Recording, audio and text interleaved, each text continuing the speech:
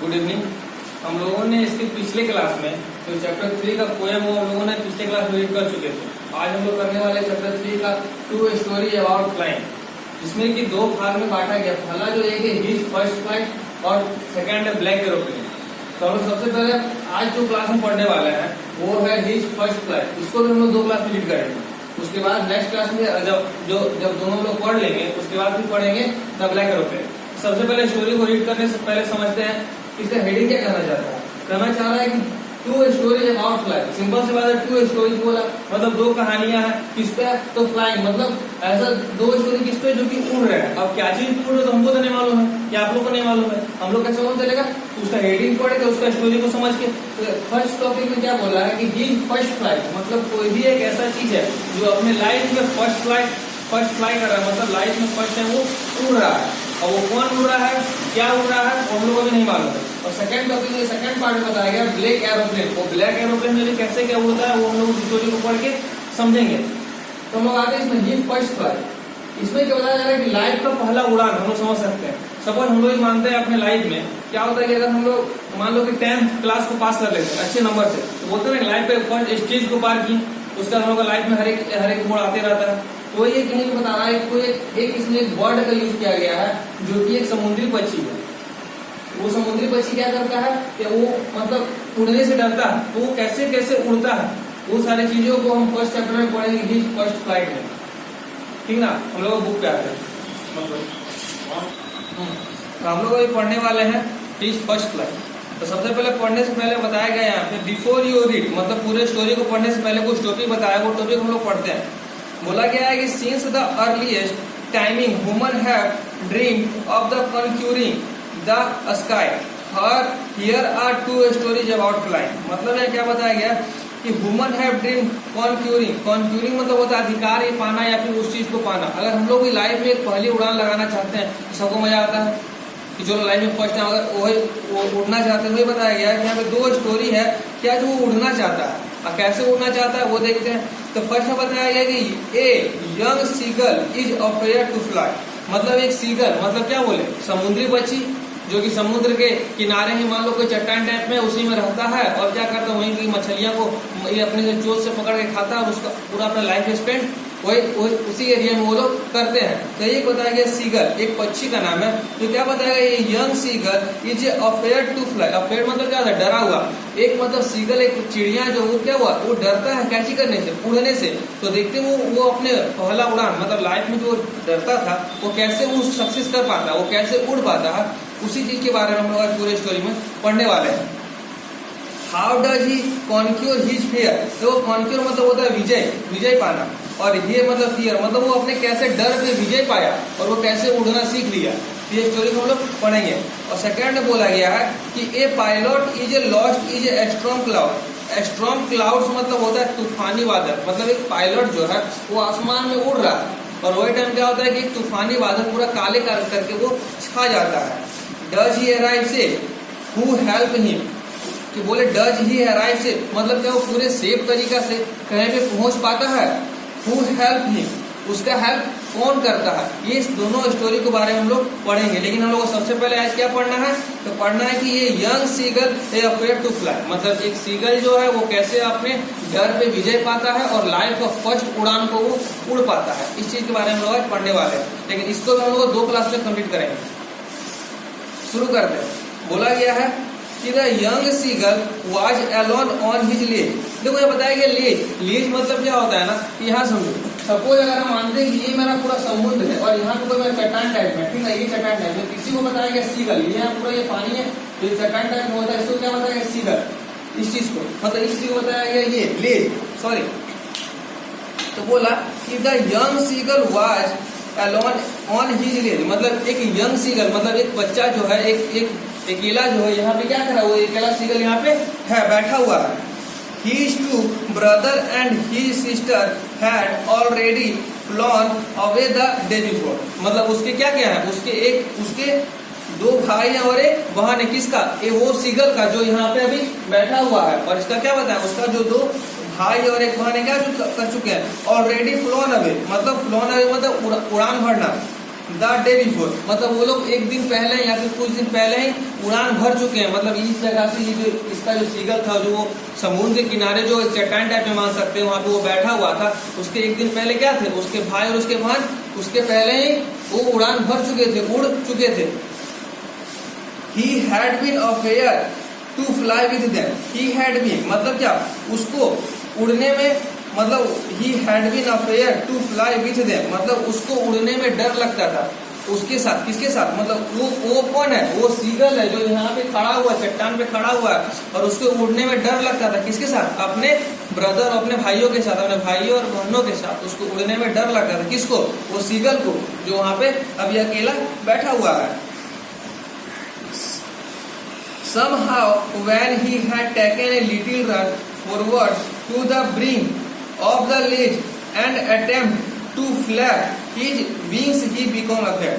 मतलब क्या बताया गया कि somehow when he had taken little run, मतलब इसी प्रकार वो कभी कभी ट्राई करता उड़ने का। कैसे ट्राई करता, तो he had little run मतलब वो धीरे धीरे दौड़ के जाता forward to the brink, brink मतलब क्या होता है, किनारा, of a ledge at the attempt मतलब होता है प्रयास करना, to flap his the wings मतलब होता है पंख, have become afraid मतलब होता है डरा हुआ। मतलब ये लाइन में क्या बोला कि वो हम लोग सपोज मान सकते हैं यहाँ पे, अगर मान लो कि ये सीगल यहाँ पे आते हैं तो धीरे धीरे चलना शुरू करता है, लेकिन जब इस किनारे पे आता है ना, विंग्स मतलब क्या होता है, इस किनारे पे आता है तो वहां से उस चीज को, गहराई को देखकर क्या करता है, उसको डर लगता है। वही बोला गया यहाँ पे क्या कि somehow when he had taken a little run forward to bring to the ledge, मतलब क्या कि वो धीरे धीरे मतलब रन करता, दौड़ता, और जैसे ही वो किनारे पे आता, उस लेज का किनारे पे आता, अटेम्प्ट टू फ्लैप विंग्स, और अपने पंख को सोचता है कि हम उड़ने का कोशिश करें, बिकम अफेयर, उसको इतना डर लगता कि वहां से वो उड़ ही नहीं पाता। The great expanse of sea stretch down beneath and it was the such a long way down miles down. क्या बताया था, ग्रेट एक्सपेंस ऑफ सी, मतलब वो जैसे ही दौड़ते दौड़ते उस किनारे पे आया तो क्या देखा था कि समुद्र जो है बहुत बड़ा है। सिंपल सी बात, समुद्र क्या होता है, हम लोग जितना दूर देख रहे मतलब क्या सिर्फ पानी पानी दिख रहा, वही बोल रहा हूँ। जैसे ही वहां पे आता तो क्या दिखता है, उसको डर लगता है। क्या चीज की डर लगता, तो स्ट्रेच डाउन द बिनेथ, मतलब वो देखता है कि जितना दूर देख रहे क्या है, सिर्फ पानी ही पानी, समुद्र ही समुद्र है। And it was such a long, मतलब इतना वे डाउन, मतलब सोचता है कि हम इतने, मैं खुद से इतना लंबा रास्ता कैसे तय करूंगा, अगर मैं मान लो यहाँ से उड़ने की कोशिश किया, अगर मैं कहीं गिर गया तो मैं मर जाऊंगा। उसको वही डर था, इसीलिए वो क्या सोचता था कि मैं इतना लंबा रास्ता को मैं कैसे, मतलब रास्ता को पार करूंगा। वे डाउन माइल्स डाउन, मतलब होता है अगर मैं गिर गया तो फिर क्या होगा, वही बताया जा रहा है। He felt certain that his wings would never support him, so he bent his head and ran away back to little hole under the ledge where he slept at night. अब क्या बोला गया कि he felt certain that he, मतलब क्या, उसको यह यकीन हो गया था, किसको, वो सेगल को, जो कि अभी चट्टान पे अकेला है, उनका सारा फैमिली और सारा ब्रदर क्या कर चुके हैं, उड़ान भर चुके हैं, लेकिन यहाँ पे सिर्फ अकेला कौन बचा हुआ है, वो सीगल बचा हुआ है। वही बोल रहा है, उसको यकीन हो गया था। क्या यकीन हो गया था, तो wings would never support him, मतलब वो सोच रहा था कि मेरा जो ये पंख है ना, वो शायद मुझे इतनी लंबी उड़ान भरने को सपोर्ट नहीं करेगा, क्योंकि उसका पंख क्या समझता था, छोटा छोटा। So he bent his head a run away back to little, वो चीज को देख के डर जाता, तो क्या करता ना कि सो ही बेंट अवे, उसने अपना सिर झुकाया। देखो क्या बोला, सो ही बेंट हिज हेड, मतलब क्या करता, वो डर गया, उसको क्या लगा कि हम तो उड़ ही नहीं पाएंगे, तो उससे शर्मिंदगी महसूस किया, और क्या किया कि उसने अपना सर को झुकाया। कौन, वो सीगल जो अकेले भी चट्टान पे खड़ा है। Head and run away back, और धीरे धीरे पीछे की ओर जाने लगा। सपोज हम लोग मान सकते हैं कि अगर वो सीगल दौड़ता हुआ अगर इस किनारे पे आया होगा तो वो क्या देखा, हम तो उड़ पाएंगे नहीं, उसको क्या लगा, उसमें अच्छा नहीं लगा, तो क्या किया, वो अपना हेड को ऐसे करके नीचे किया, यहाँ से होता है धीरे धीरे पीछे की ओर जाने लगा। Run away back to little hole under the ledge well he sleep at night. अब यहाँ समझो कि इसके बाद समझो कि हम लोग मान सकते हैं कि होल होगा जहाँ पे वो पिछले का कुछ रात वहीं पे वो गुजार चुका था। वहीं पे क्या बोला कि फिर वो क्या करता, वहां पे चल जाता है। कहाँ पे, जो पिछले का कुछ रात वहां पे वो गुजारा था। कौन गुजारा था, वो सेगल। हाँ, ये बताया गया कि even when each of his brother and his little sister, whose wings were far shorter than his own, ran to the brink, flapped their wings and flew away. He failed to muster up courage to take that the plunge which appeared to him so desperate. मतलब क्या बताया गया?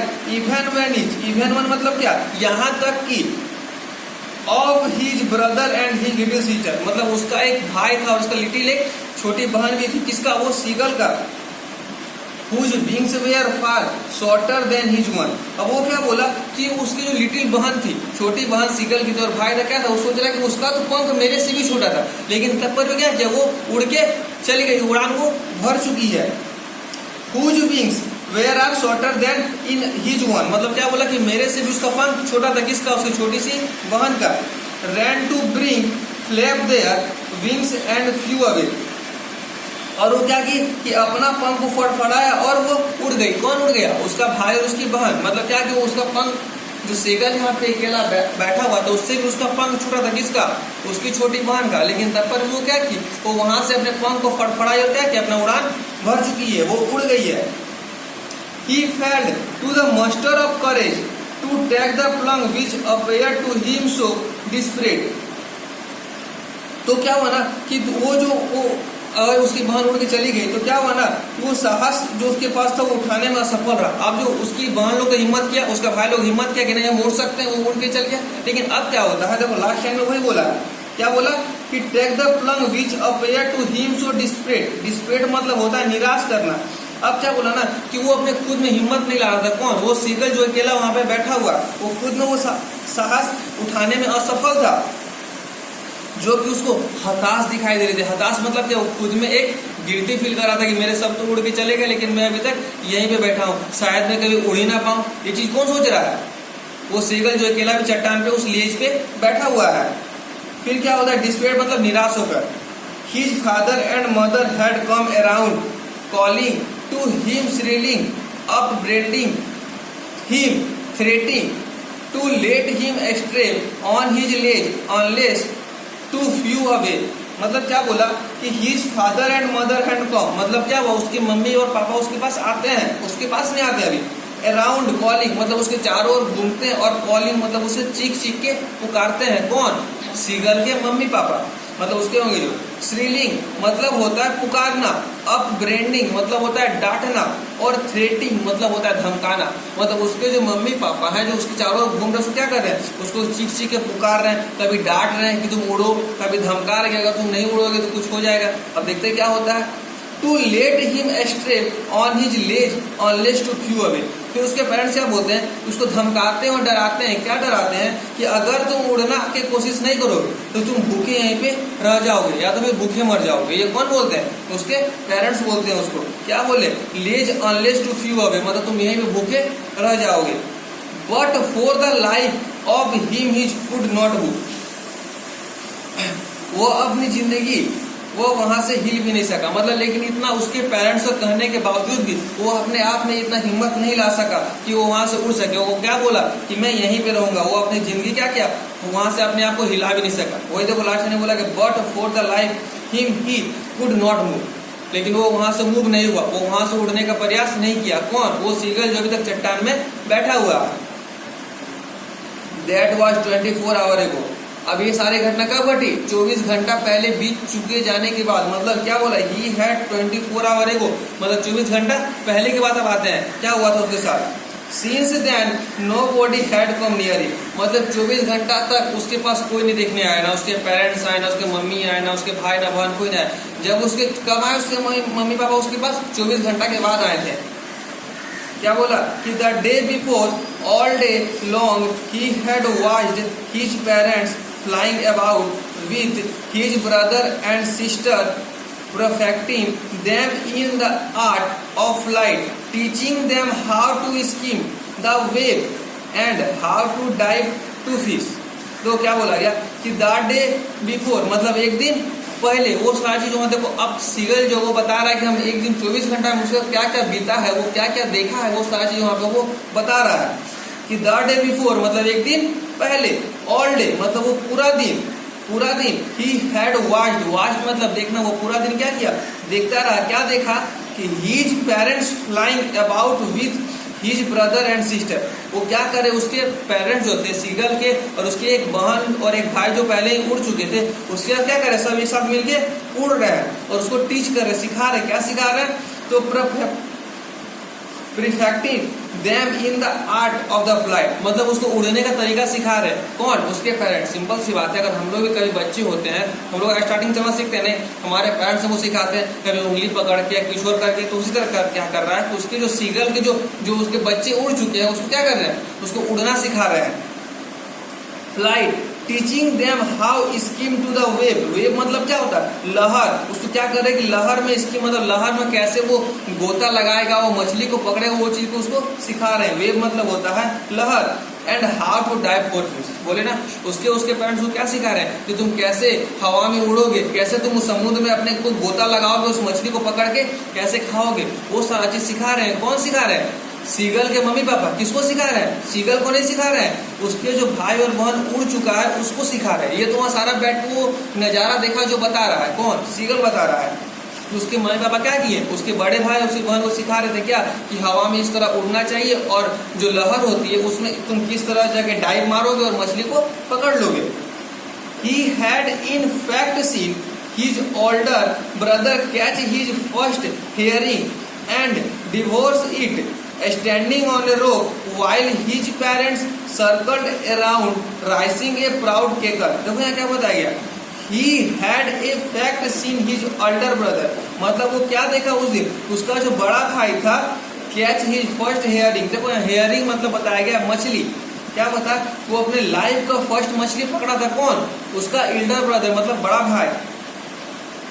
Hearing and divorce, divorce मतलब होता है निगलना। It मतलब वो मछली को पकड़ा और शायद क्या बता सकते वो निगल गया या फिर खा लिया। स्टैंडिंग ऑन ए रोक, कहाँ पे, तो एक रोक मतलब वो गया, गोता लगाया, मछली को पकड़ा, कहाँ गया, स्टैंडिंग ऑन द रोक मतलब एक बड़े से चट्टान पे गया। While his parents circled around rising and the proud cackle, मतलब क्या बताया गया कि जैसे वो मछली पकड़ लिया या फिर उसको खा लिया और कहाँ गया, एक बड़े से चट्टान पे गया, तो उसके जो पेरेंट्स थे उसके चारों ओर घूम के क्या करने लगे, खुद में प्राउड करने लगे, चलो कि जो मेरा बेटा था वो क्या किया, अब मछली पकड़ना सीख लिया, अब वो भूखे नहीं मरेगा। ये कौन है, सीगल का एल्डर ब्रदर का बात किया जा रहा है। सीगल तो अभी वहीं कोई बैठा हुआ है, लेकिन एल्डर ब्रदर का बात किया जा रहा है। वो क्या किया, उड़ गया और मछली को पकड़ के खा लिया। तो वो चीज को देख के उसके पेरेंट्स अपने आप में प्राउड फील कर रहे हैं कि नहीं चलो मेरा जो बच्चा है वो सीख चुका है मछली पकड़ना। And all the morning the who family had walk about on the big plateau midway down the opposite cliff taunting him with he the crowd sea. देखो यहाँ बताया गया प्लेट्यू, प्लेट्यू मतलब वो समझ सकते पठार। क्या बोला कि ऑल एंड और the morning the whole family. अब क्या बोला कि उसी का अगली सुबह को क्या देखता है, उसका जो पूरा का family had walk about the big plateau, वो सारे जाए कहाँ बैठे हुए हैं, वो इसके पास में बैठे हैं, उससे दूर कहाँ पे, एक पठार पे बैठे हुए हैं। प्लेट्यू मतलब पठार पे बैठे हुए हैं। Midway down opposite cream taunting him with his the कोवाइड्स, मतलब क्या बताया गया कि मिडवे मतलब उसके बाद क्या होता है ना कि उसके जो पेरेंट्स होते हैं क्या करते हो बताया गया, तो बताया गया कि कोवाइड्स मतलब होता है कि मजाक उड़ाना, और ये टाउटिंग मतलब होता है ताना मारना। मतलब उसके जो पेरेंट्स हैं मिडवे मतलब बीच में क्या करते हैं, उसको ताना मारते हैं, उसका मजाक उड़ाते हैं। किसका मजाक उड़ाते हैं, वो सेगल का, जो कि अभी तक बेचारा वो पठार मतलब लेज पे अभी तक फंसा हुआ है, वो उड़ नहीं पाया, उसका मजाक उड़ा रहे कौन, उसका फैमिली लोग, कि तुम मतलब तुम तो उड़ नहीं सका है, तुम कैसा कुछ भी करके इससे करो, वो उसका मजाक उड़ा रहे हैं। The sun was now ascending in the sky. Ascending मतलब क्या, बढ़ते क्रम में, तो ये बता रहा है कि the sun was now ascending in the sky, मतलब सन जो है मॉर्निंग से धीरे धीरे ऊपर की ओर बढ़ रही है, मतलब धीरे धीरे ऊपर आ रही है। ब्लेजिंग, ब्लेजिंग मतलब होता है धधकते हुए। On his ledge there the face the south, मतलब बोला कि जो सिंपल जब सन हुआ है उसका जब वो ऊपर की ओर जा रहा है उसका गर्मी बढ़ेगा, तो ये बोला ब्लेजिंग मतलब उसका जो धूप है ना वो उतना धधकते हुए उसको लग रहा है, किसके ऊपर लग रहा है, लेज the face in the south. जो ईगल जो वहाँ पे बैठा हुआ है, सॉरी जो वहाँ पे सीगल जो बैठा हुआ है उसको क्या बोला, अब आ जाओ इस पे, जो हमें बेचारा अभी तक फंसा हुआ है, अब उसकी कहानी बता रहा है। क्या बता रहा है? वो वहां पे बैठा हुआ है और वो जो धूप है वो उग के उसके फेस पे धधकता हुआ मार रहा है। किधर की मुंह करा हुआ था? दक्षिण की तरफ उसका मुंह था, जब सूर्य भगवान उसके ऊपर पूरा अपना धधकता हुआ धूप हीट मार रहे थे। He felt the heat because he had not eaten since the previous nightfall. क्या बोला गया कि he felt the heat, उसे गर्मी का अनुभव हुआ। सिंपल सी बात है, जब सूर्य भगवान किसी के चेहरा पे, किसी को पूरा खाली जगह है और वहाँ पे धूप मारे तो गर्मी ऐसे में फील होता है। तो वो जो सीगल है उसको भी क्या बोला, गर्मी अब उसको महसूस हो रहा है। किसको? जो अभी तक फंसा हुआ है वो लेज पे, वो चट्टान पे।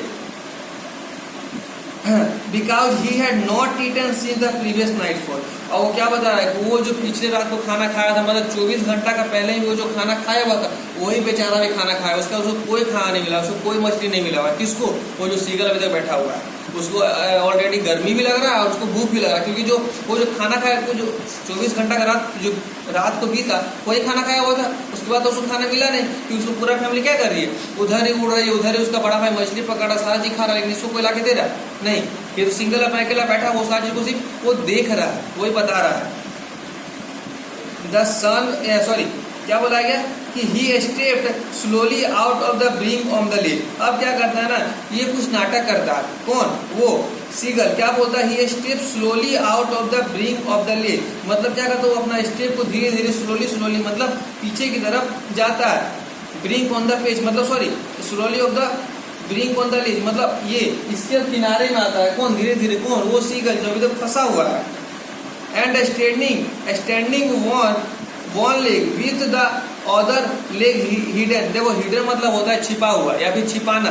तो क्या बोला कि वो जो सीगल था क्या करता है ना कि इस किनारे पे आके एक पेड़ पे खड़ा होता है, एक पेड़ पे खड़ा होता है, एक पेड़ को छिपा लेता है। किसमें छिपाता है? तो अंडर द विंग्स मतलब क्या होता है? पंख। वो क्या करता है ना कि सपोज वो मान सकते हैं कि अगर ये यहाँ पे इस तरह करके, अगर ये सपोज मानो कि अगर इसे ये चिड़िया का 2 पैर है, ये एक पैर क्या किया, इसने इसको छिपा लिया और ये एक ही पैर पे खड़ा है। कौन? यहाँ इस किनारे पे। कौन? वो सीगल छिपा लिया है हिज विंग्स मतलब पंख में, और हिज क्लोज वन अप, और क्या क्या अपना एक आंख को बंद कर लिया और एक आंख को खुला हुआ रखा है। देन द अदर, फिर क्या होता है कि and pretended to the falling asleep, और वो नाटक करता है। देखो यहाँ क्या बताया गया, प्रीटेंडेड मतलब होता है नाटक करना। वो नाटक कर रहा है क्या चीज का? सोने का। Still they to no notice of him, लेकिन फिर भी उसके तरफ कोई ध्यान नहीं देता। सब अपने में ही इंजॉय कर रहे, सब अपने में ही मस्ती कर रहे हैं। कोई मछली पकड़ा, कोई कुछ कर रहा है, लेकिन ये सोचा कि अगर मैं इस तरह करूंगा अपना एक पैर को उठा लूंगा या फिर आंख को बंद कर लूंगा तो कोई मुझ पर ध्यान देगा। लेकिन उसका फैमिली में उसका जो ब्रदर है, सिस्टर है, पेरेंट्स हैं, उसके ऊपर कोई ध्यान नहीं दे रहे। किसके ऊपर? सीगल के ऊपर, जो कि बेचारा अभी तक फंसा हुआ है। He saw his stepbrother and his sister laying on his plateau, dodging with their heads sunk into the necks। मतलब क्या बताया गया, अब जो उसके ब्रदर थे वो क्या देखा, उसके जो 2 ब्रदर 2 भाई थे और इसकी सिस्टर थी वो क्या कर रहे थे, प्लेटियो मतलब पठार पे, और डोजिंग मतलब यहाँ डोजिंग मतलब होता है झपकी, with their heads sunk into the neck मतलब क्या बोले, वो देखे क्या, उसके जो भाई लोग थे, उसके जो वो थे मतलब ये ब्रदर और सिस्टर तो क्या कर रहे थे कि वो मतलब डूबे हुए थे। किसमें? वो डूजिंग मतलब उस पठार पे झपकी मतलब समझो कि वो अपना हेड को उस पठार पे रख के डूबे हुए थे नींद में। ऑफ द नेक्स मतलब गर्दन के साथ। His father was preening the feather on his white back. अब उसके पापा क्या कर रहे थे ना कि अपने चोट से अपने जो पंख था, फ्रेथर मतलब होता है, देखो यहाँ पता है फीतर मतलब होता है पंख, उसका जो पंख था व्हाइट ब्लैक, उसको क्या कर रहे थे, सुखा रहे थे, ठीक कर रहे थे, क्योंकि ऑलरेडी भींग चुके थे। सिंपल से बात, अगर कोई मतलब पानी में डुबकी लगाएगा तो भींगेगा नहीं, तो वो भींग चुका तो वो सुखा रहे थे। वही बताया गया फीतर मतलब होता है पंख। Only his mother was looking, वो सब तो बिजी थे, उसका भाई लोग ही सोया हुआ, तो पापा कुछ होता, लेकिन उसके तरफ देख कौन रहा था, तो ओनली फॉर हिज मदर, लेकिन माँ का ध्यान किसकी तरफ था, वो जो एक सीगल जो उसका एक बच्चा था वो फंसा हुआ था उसके तरफ उसका ध्यान था। किसका? वो सीगल का, माँ का। She was standing on a little high hump on the plateau। अब वो कहाँ से देख रही थी, तो एक बड़े से स्टैंडिंग मतलब little high hump of the plateau मतलब एक बड़े से चट्टान पे जाके उसको वो देख रही थी। हर वाइट ब्रिस्ट ट्रस्ट फॉरवर्ड, और वो क्या सोच रही थी कि हर ब्रिस्ट ट्रस्ट फॉरवर्ड, फॉरवर्ड मतलब होता है आगे, वो सोच रही थी कि अगर वो अब ये सोच रहा है कौन, सीगल की मेरी माँ मेरी तरफ आगे की ओर आएगी, लेकिन अभी देखो क्या होता है, नाउ एंड अगेन, फिर से वो she tore to a piece of fish that lay और feet and then scrape each side of he big on the ray. फिर वही से उसकी माँ क्या करती है कि पीस ऑफ द फिश मतलब जाती है और एक मछली को पकड़ती है, फीट और अपने पैर जो होता है उसमें दबा लेती है, एंड द स्क्रैप, स्क्रैप मतलब होता है खत्म करना, each side of the beak on the rope. और वो क्या करती है, बीक मतलब क्या होता है, चोंच, वो चोंच से मछली को पकड़ती है और अपने पैर में दबा के उस रोप पे पहुंचती, क्या करती है, पूरा का पूरा उसको खा जाती है। वो सारा चीज देख रहा है कौन, वो सीगल जो थी फंसा हुआ, उसको क्या लगा कि मेरी माँ ला के देगी, लेकिन अभी तक ऐसा कुछ नहीं हुआ है। The side of the foot mended him, वो जैसे उसकी मम्मी वैसा की, क्या की गई मछली को पकड़ी और उधर रखी, तो क्या लगा कि भोजन की दृष्टि जैसे ही उसे पड़ा, वो देखा कि मेरी मम्मी मेरे लिए भोजन ला रही है, तो क्या हो गया, वो पागल हो गया। लेकिन अभी तक ऐसा कुछ हुआ नहीं है, वो उस चीज को देख के पागल हो गया। कौन, वो सीगल। How he loved to tear food that way scraping his beak now again to whet. तो जैसे ही क्या होता है ना कि जैसे उसको लगा कि मेरी जो माँ है वो मेरी तरफ मछली का कुत्ता लेके आएगी, तो क्या करने लगा ना खुद में, देखो यहाँ बताया गया कि beak now and again to whet. Whet मतलब होता है तेज करना। हम अगर बोलते हैं ना कि अगर कुछ घर में अच्छी चीज बना है तो मुंह में पानी आना, उससे वो क्या कर रहा था कि वो अपने आप को, अपना जो जोश था, बिग था, वो क्या तेज कर रहा था, जैसे मेरी मम्मी ला के देगी मैं उसको फटाक से खा लूंगा। लेकिन ऐसा कुछ हुआ नहीं। गा गा गा he cried bringing her to bringing him some food. अब जो ये सीगल वो क्या कर रहा है, गा गा गा मतलब अपनी मम्मी को बोल रहा है, ही क्राइड रो रहा है, ब्रिंगिंग हर ब्रिंग हिम सम फूड बोल रहा है कि मुझे ला के दो कुछ खाना। लेकिन वो कौन बोला, ये सीगल बोल रहा है, मतलब वहीं से चिल्ला रहा है। गापो आ सी स्क्रीम्ड बैक